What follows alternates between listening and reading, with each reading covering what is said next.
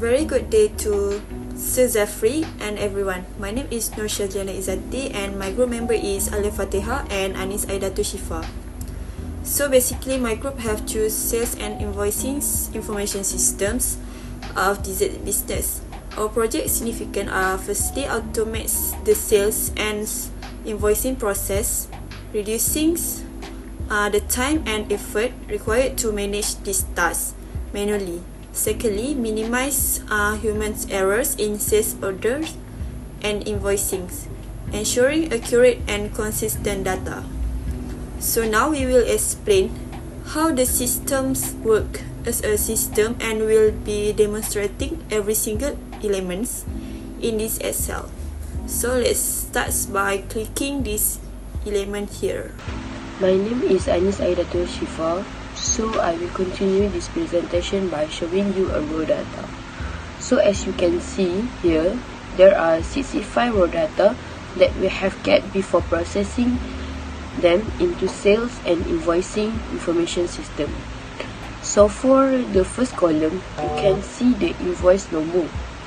It attributes this filtering function to narrow down the data, in which allow us to focus only to the data that we only want to see. To illustrate, click on the attribute date order here. We can see the option of the date that can chosen. So by clicking the 3rd and 4th June, the data will be filtered and show the date according to what has been chosen. So now we proceed to the home page. As you can see here, this is the series of the link items that serve to foster navigation between all different sheets in the system. This home page also consists of dessert house, address, and business background. As you can see here, there are 7 items in our system. We have menu, new shopping cart, invoice, order history, customer details, staff details, and sale performance. We use the hyperlink feature to enable its function navigating to all the sheets in this system that we want. So it just right click the element here and add the hyperlink and select the place in this document. Hi, my name is Alif Fatiha bin Jafar. So next we will proceed to the menu section. First of all, if we scroll down the sheets, our dessert house have 2 categories, which is cookies as well as choco desserts. So let's move on to our menu section. If you look here, we have the element of categories, which is linked to all the products in this sheet.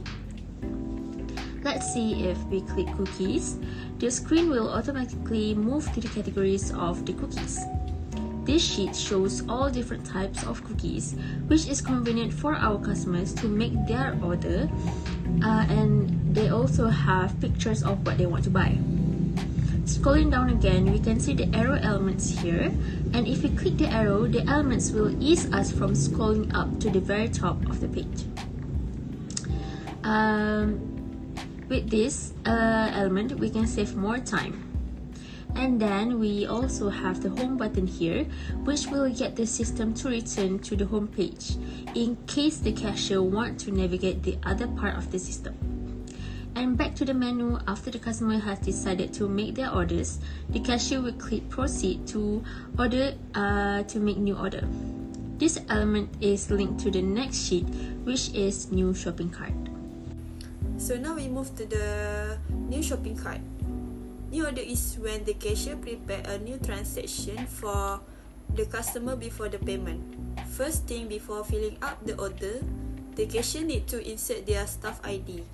At this cell, if we enter anything other than the correct data, it will appear an invalid ID pop-up notice. This feature is customized from data validation. And then proceed to the membership ID. If the customer are the member, the cashier need to put their membership ID. The membership here depends on the member ID and status itself. If customer is a non-member, we can just delete all the data in this cell and leave it blank. And this drop-down features also from data validation. Lastly, the date, we can choose today's date, and in these systems, we have set it for today's date. Moving on to the order, the cashier just need to add the total quantity that the customer want.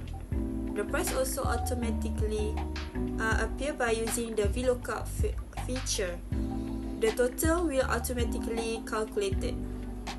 The grand total here is the value of total. Discounts for the members only. The discount is only automatically for members only as we use it functions. Now we will proceed to invoice. After we proceed to make payment at the new shopping cart sheet, we will get to generate the invoice. So the formula here are simple. As the data on the invoice generated and linked from the new shopping cart sheet before, we have already input the formula here in this cell. And whatever the product that the cashier has keyed in, it will appear automatically on this invoice. As you can see here, just put equal and new shopping cart with the quotation mark and input the data cell. Next, at the subtotal, we use sum function which is automatically calculated from quantity and price. On this invoice, we can see the business address. The date are also linked to the new shopping cart, the staff ID to make it easy for the customer if they have issue in the future. So moving on for the next sheet, which is order history. Here we have around 95 lists of customer order history. First, we have the number here. We use filtering function, and for the invoice ID, we use filtering function also. For the name, we use filtering function, and then we have product code. We use filtering function. And for the product name, we use filtering function also, so it's easy. We have brownies Nutella, chocolate chip, crunchy cookies, choco gel, cookie spots, hazelnut chocolate cake, mountain lava brownies, and soft cookies. And for the type, we use filtering function also. It have cookies and choco dessert. It is easy to find. For example, if we want to find who purchased the cookies, we can just click for the type that we want to search. And for the quantity, price, total, date ordered, and discount membership, you also use filtering function. So for customer details, if we want to see the customer details, it is very easy because we just need to enter our customer membership ID. Then it will automatically appear the customer name, membership status, and phone number. For customers and phone number, we use the VLOOKUP function to facilitate the search between our customers and not have to search one by one. So it is easy for us to find customer details because we have 65 customer data and also save our time. These customer details are visible to us and we will protect customer privacy. So I will present the staff details. If you want to see the staff details, we need to put the staff ID, and when we input the staff ID, it will show the details of the staff. We inserted the data validation on the staff ID box. When the incorrect staff ID is entered, a pop-up notice will tell us that there is an error, and we only required to put the correct staff ID.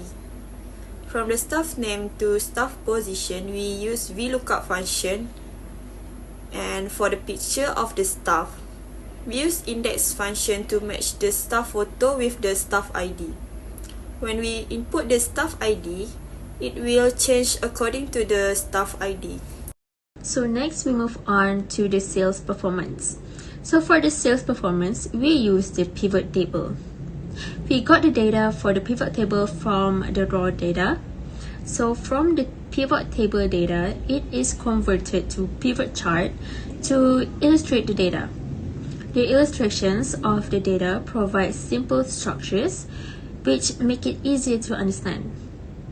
So for the first pivot chart, we use a clustered bar chart. It analyzes the data of total quantity sold by categories. We can see which categories has the highest and the lowest sales. It can also identify the preferred earned most spot by the customers. And then we use the stack the bar chart for the total sales of product a week.